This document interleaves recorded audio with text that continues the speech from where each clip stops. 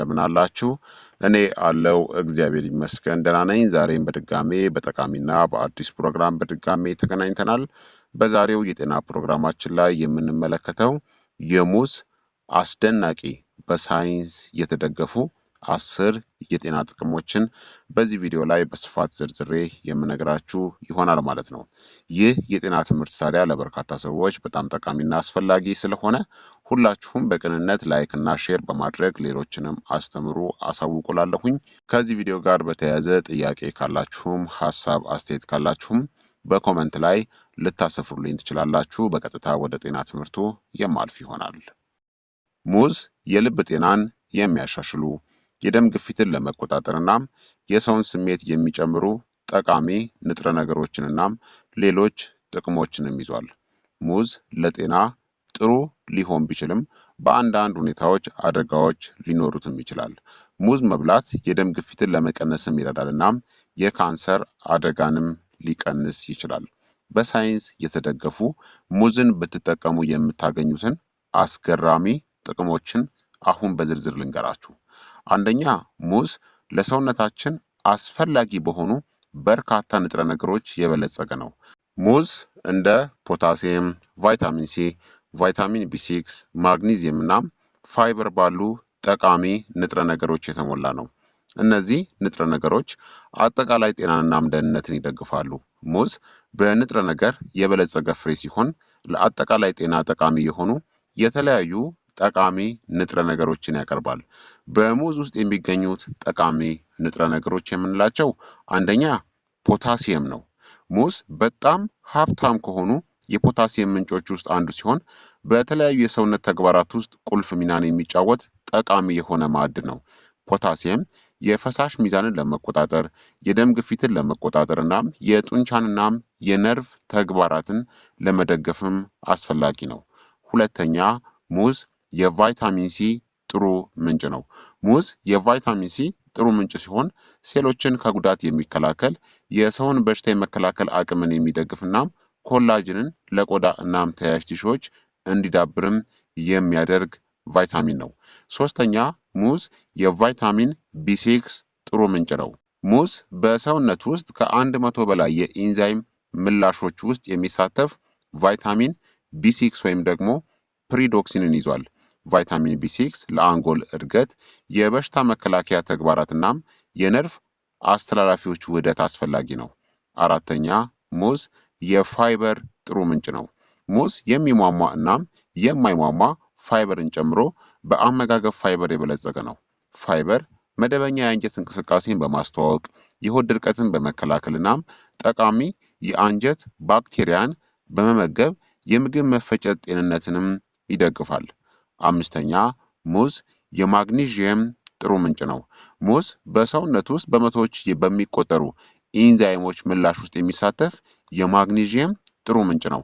ማግኒዥየም ደግሞ በጡንቻ እናም በነርቭ ተግባር፣ በኃይል ምርትናም በአጥንት ጤና ላይ ወሳኝ ሚናን ይጫወታል።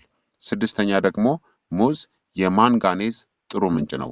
ሙዝ ማንጋኔዝ የተባለው ማዕድን በሜታቦሊዝም፣ በአጥንት ምስረታ እናም በአንቲ ኦክሲዳንትስ መከላከያ ውስጥ ለሚሳተፉ በርካታ ኢንዛይሞች እንደ አስተባባሪ ሆኖም ያገለግላል። ሰባተኛ፣ ሙዝ የቫይታሚን ቢ2 ወይም ደግሞ የሪቦፍላቪን ጥሩ ምንጭ ነው። ሙዝ የቫይታሚን ቢ2 ወይም ደግሞ የሪቦፍላቪን ምንጭ ሲሆን በኃይል ምርት ውስጥ ሚና ይጫወታል። የህዋስ እድገትናም የስብ የካርቦሃይድሬትስ እናም የፕሮቲን ሜታቦሊዝም ውስጥ ሚና ይጫወታል። ስምንተኛ፣ ሙዝ የቫይታሚን ቢ3 ወይም ደግሞ የኒያሲን ጥሩ ምንጭ ነው።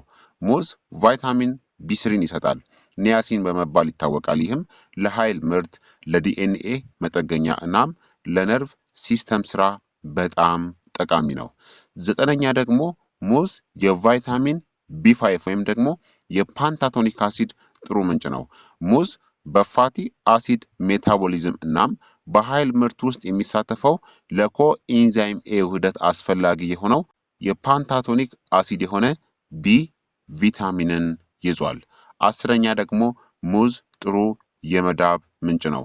ሙዝ ለቀይ የደም ሴሎች መፈጠር፣ ለኮላጅን ውህደት እናም ለአንቲ ኦክሲዳንት ተከላካይ የሆነውን አነስተኛ መጠን ያለው መዳብ ወይም ደግሞ ኮፐርን ያቀርባል። ሙዝን እንደ የተመጣጠነ አመጋገብ አካል በማካተት ግለሰቦች ከሚሰጧቸው ጠቃሚ ንጥረ ነገሮች ስብስብ ተጠቃሚ ሊሆኑ ይችላሉ። ይህም ለአጠቃላይ ጤና እናም ደህንነት አስተዋጽኦ ያደርጋል። ስለዚህ ሙዝን ብትጠቀሙ እነዚህን ሁላ ለሰውነታችን አስፈላጊ የሆኑ ንጥረ ነገሮችን ይሰጠናል ማለት ነው። ሁለተኛ ደግሞ ሙዝ የምግብ መፈጨት ጤንነትን ያበረታታል። ሙዝ የፋይበር ጥሩ ምንጭ ሲሆን ይህም አዘውትሮ ሰገራን በማንቀሳቀስ እናም የሆድ ድርቀትን በመከላከል የምግብ መፈጨት ጤናን ያበረታታል። ሙዝ የምግብ መፈጨትን በተለያዩ መንገዶች ያበረታታል። ሙዝ የሚሟሟ እናም የማይሟሟ ፋይበርን ጨምሮ ጥሩ የአመጋገብ ፋይበር ምንጭ ነው። የሚሟሟ ፋይበር የምግብ መፈጨትን ለማዘግየት፣ የሙሉነት ስሜትን ለማበረታታት እናም ንጥረ ምግቦችን ለመምጠጥም ይረዳል። የማይሟሟ ፋይበር ሰገራ ላይ ብዙ ይጨምራል። ይህም የአንጀት እንቅስቃሴን ለመቆጣጠር እና የሆድ ድርቀትንም ይከላከላል። ሙዝ ፕሪባዮቲክ ፋይበር አይነትን ፍሩክቶ ኦሊጎሰከራይድን ይዟል። ፕሪባዮቲክስ ጠቃሚ ለሆኑ የአንጀት ባክቴሪያዎች እንደ ምግብ ሆነው ያገለግላሉ፣ እድገታቸውን ያበረታታሉ እናም በአንጀት ውስጥ ያሉ ባክቴሪያዎችን ጤናማ ሚዛንን ለመጠበቅም ይረዳሉ። ይህ ደግሞ ጤናማ የምግብ መፍጫ ስርዓትን ይደግፋል። ሙዝ ለስላሳ ባህሪው እናም በተፈጥሮ ስኳር ምክንያት በሰውነት ውስጥ በቀላሉ ሊዋሃድም ይችላል። ብዙውን ጊዜ እንደ ተቅማጥ፣ የሆድ መረበሽ ወይም ደግሞ ስሜታዊ ወይም ሴንሲቲቭ ጨጓራ ላሉ የምግብ መፈጨት ችግር ላለባቸው እንደ ረጋ ያለ የሚያረጋጋ ምግብ ይመከራል። ሙዝ በውስጡ የተፈጥሮ ጸረ አሲድ ንጥረ ነገሮችን በውስጡ የያዘ ሲሆን ይህም የጨጓራን አሲድ መጥፋትንናም የምግብ አለመፈጨትንናም የሆድ ቁርጠት ምልክቶችንም ያስወግዳል። የፍራፍሬው ለስላሳ ሸካራነት የጨጓራን ሽፋን ቀላል ያደርገዋል። ይህም የምግብ መፈጨት ችግር ላለባቸው ሰዎች እፎይታን ይሰጣል። በሙዝ ውስጥ ያለው የፋይበር ይዘት የአንጀት እንቅስቃሴን ይቆጣጠራል፣ እንዲሁም ደግሞ አጠቃላይ የአንጀት እንቅስቃሴን ይደግፋል።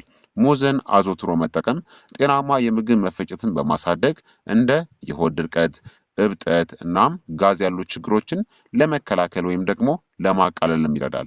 በአጠቃላይ ሙዝ ለምግብ መፈጨት ተስማሚ የሆነ ፍሬ ሲሆን በቀላሉ በተመጣጣኝ አመጋገብ ውስጥ ሊካተት የሚችል እናም የአንጀት ጤናን ለመደገፍ እናም አጠቃላይ የምግብ መፈጨት ደህንነትን ያሻሽላል።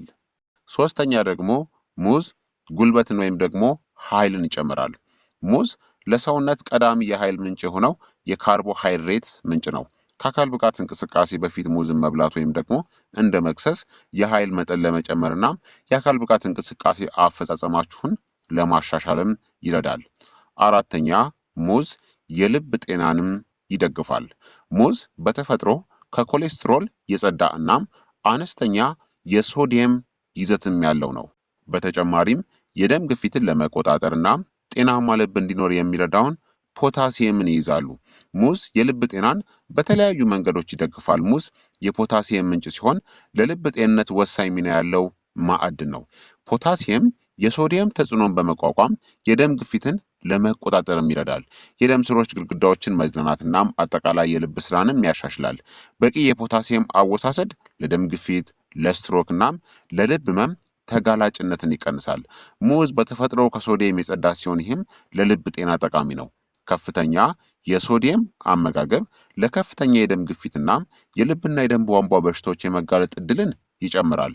እንደ ሙዝ ያሉ ዝቅተኛ ሶዲየም የያዙ ምግቦችን መመገብ እንደ የልብ ጤናማ አመጋገብ አካል አድርጎ መጠቀም ጥሩ የልብ ስራን ለመደገፍ እናም ከልብ ጋር የተያያዙ ጉዳዮችን አደጋንም ይቀንሳል። ሙዝ የሚሟሟ ፋይበርን ጨምሮ የአመጋገብ ፋይበር ጥሩ ምንጭ ነው። የሚሟሟ ፋይበር ኮሌስትሮልን ወደ ደም ውስጥ እንዳይገባ በመቀነስ የኮሌስትሮል መጠንን ለመቀነስ ይረዳል።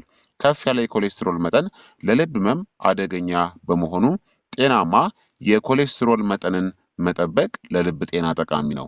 ሙዝ ቫይታሚን ሲ እናም አንቲ ኦክሲዳንቶችን ይሰጣል። ይህም የሰውነት መቆጣትና የኦክሳይድ ውጥረትንም ለመቋቋም ይረዳል። ስር የሰደደ እብጠትናም የኦክሳይድ ውጥረት የደም ስሮችን በመጉዳትናም በደም ወሳጅ ቧንቧዎች ላይ የፕላክ ክምችት እንዲኖር በማድረግ የልብ ህመም እንዲፈጠር አስተዋጽኦን ያደርጋል። በአመጋገባችሁ ውስጥ እንደ ሙዝ ያሉ ምግቦችን ማካተት ከልብ ጋር የተያያዙ ችግሮችን ለመከላከልም ይረዳል። ሙዝ በንጥረ ነገሮች የበለጸገ ፍራፍሬ ሲሆን አጠቃላይ ጤናን የሚደግፍ የተመጣጠነ አመጋገብ አካል ሊሆን ይችላል። እንደ የደም ግፊት፣ ከፍተኛ ኮሌስትሮል እናም እብጠት ያሉ ለልብ ህመም ተጋላጭነትን የመጋለጥ እድልን ለመቀነስም ይረዳሉ። ሙዝ ለልብ ጤናማ አመጋገብ ብቻ አይደለም፣ ከሌሎች አልሚ ምግቦች ጋርም መመገብ ያስፈልጋል። መደበኛ የአካል ብቃት እንቅስቃሴን ማድረግና ጤናማ የአኗኗር ዘይቤ ምርጫዎች ለተሻለ የልብ ጤና እናም የልብና የደም ቧንቧ በሽታዎች ተጋላጭነትን ይቀንሳል። አምስተኛ ሙዝ ስሜትንም ያሻሽላል። ሙዝ ስሜትን ለመቆጣጠር የሚረዳው በውስጡ ለሴሮቶኒን ቀዳሚ የሆነው የነርቭ አስተላላፊን ትሪፕቶፋንን ይዟል። ሙዝን መመገብ ስሜትን ለማሻሻል እናም የድብርትና የጭንቀት ምልክቶችንም ለመቀነስ ይረዳል። ስድስተኛ ሙዝ ክብደት መቀነስንም ያበረታታል። ሙዝ የካሎሪ ይዘት ያለውናም ከፍተኛ ፋይበር ያለው ሲሆን ይህ ደግሞ ረዘም ላለ ጊዜ የመርካትና እርካታን ወይም ደግሞ ጥጋብን በመጠበቅ ክብደትን ለመቀነስም ይረዳል። ሰባተኛ ሙዝ በሽታ የመከላከል አቅምንም ይጨምራል። ሙዝ ጥሩ የቫይታሚን ሲ ምንጭ ሲሆን ይህም ለጤነኛ የበሽታ መከላከል ስርዓት አስፈላጊ ነው። ሙዝን አዘውትሮ መመገብ በሽታን የመከላከል አቅምን ከፍ ለማድረግናም ከበሽታዎች ለመከላከልም ይረዳል። ሙዝ የሰውነትን በሽታ የመከላከል ስርዓትን በተለያዩ መንገዶች ለማሻሻል ይረዳል። ሙዝ የቫይታሚን ሲ ምንጭ ሲሆን በሽታን የመከላከል አቅምን በመደገፍ ረገድ ወሳኝ ሚና የሚጫወት ጠቃሚ ንጥረ ነገር ነው። ቫይታሚን ሲ ህዋሶችን ከጉዳት የሚከላከል ኢንፌክሽንን የሚዋጉ ነጭ የደም ሴሎችን ለማምረት የሚረዳ እናም የሰውነትን በሽታ የመከላከል አቅምን የሚያጎለብት ኃይለኛ የሆነ አንቲኦክሲዳንትስ ነው። ሙዝ እንደ ዶፓሚን እናም ካቴኪን ያሉ አንቲኦክሲዳንቶችን በውስጡ የያዘ ሲሆን ይህም በሰውነት ውስጥ የኦክሳይድ ጭንቀትንና እብጠትን ይቀንሳል። ፍሪ ራዲካልን በማጥፋት አንቲኦክሲዳንቶች በሽታ የመከላከል ስርዓትን ለማጠናከርና ከበሽታዎች ለመከላከልም ይረዳሉ። ሙዝ እንደ ፍሩክቶ ኦሊጎሰከራይድ ያሉ ፕሪባዮቲክ ፋይበርን በውስጡ ይይዛል። ለጠቃሚ የአንጀት ባክቴሪያ ምግብ ሆኖ ያገለግላል። የአንጀት ባክቴሪያ በሽታ የመከላከል አቅምን በመቆጣጠርናም በሽታ አምጪ ተዋሲያንን በመከላከል ረገድ ወሳኝ ሚና ስለሚጫወቱ ጤናማ የአንጀት ማይክሮቢያም ለጠንካራ የበሽታ መከላከል ስርዓት አስፈላጊ ነው።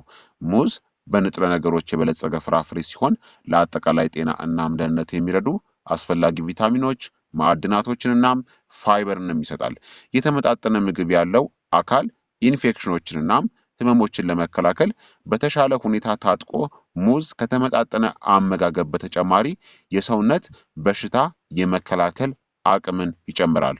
ሙዝ ጥሩ የካርቦሃይድሬት ምንጭ ሲሆን ይህም በሽታ ተከላካይ ህዋሶች በአግባቡ እንዲሰሩ የሚያስፈልጋቸውን ኃይልን ይሰጣል። ሙዝን ባካተተ በተመጣጠነ ምግብ አማካኝነት በቂ የኃይል ደረጃን መጠበቅ የሰውነትን በሽታ የመከላከል ስርዓትንናም አጠቃላይ ጤናንም ለመደገፍ ይረዳል። ሙዝ ወደ ተለያዩ እናም የተመጣጠነ አመጋገብ ከሌሎች በሽታ የመከላከል አቅምን ከሚጨምሩ ምግቦች ጋር መደበኛ የአካል ብቃት እንቅስቃሴን ማድረግ፣ በቂ እንቅልፍ መተኛትናም ጭንቀትን መቆጣጠር የሰውነትን በሽታ የመከላከል ስርዓትን ለማጠናከርናም ጥሩ ጤንነትናም ደህንነትን ለመደገፍም ያስችላል። ስምንተኛ ሙዝ በደም ውስጥ ያለውን የስኳር መጠንን ለመቆጣጠርም ይረዳል።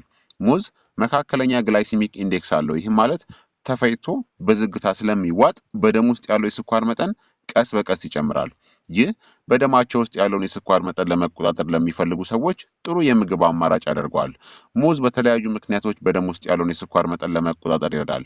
ሙዝ ከዝቅተኛ እስከ መካከለኛ ግላይሲሚክ ኢንዴክስ ያለው ሲሆን ይህም ማለት ተፈጭቶ ቀስ በቀስ ስለሚዋጥ በደም ውስጥ ያለው የስኳር መጠን ቀስ በቀስ እንዲጨምር ያደርጋል። ይህ ቀስ በቀስ ወደ ደም ውስጥ የሚለቀቀው የስኳር መጠን በፍጥነት መጨመርና በደም ውስጥ ያለው የስኳር መጠን መበላሸትን ለመከላከልም ይረዳል።